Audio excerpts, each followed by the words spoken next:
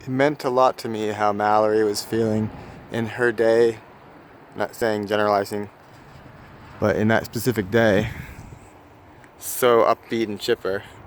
And I could hear it in her voice, and I didn't realize it.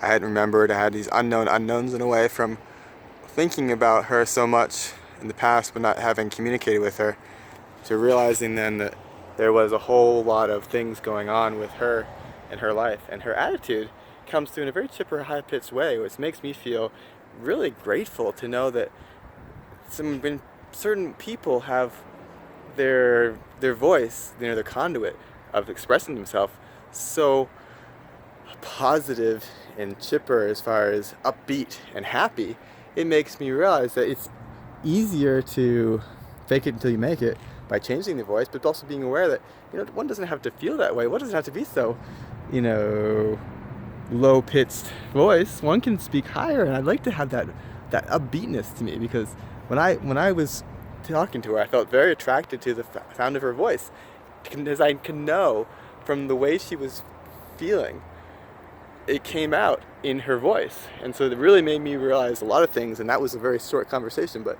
some things can happen when that happens, when there's so much to be learned from just the simple little interactions. Because I met this lady at the co-op today, and she reminded me of Mallory, all because of her voice. Not that she was anything like her.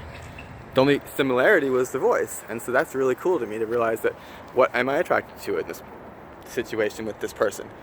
Oh, it's their voice. I can tell something about them without even knowing them, just with a simple interaction. And maybe it's just that day, or maybe it's an overall general attitude of someone, how well they, interact with the world. So yeah, I came into this food bank here in Ashland to check it out. I wanted to, really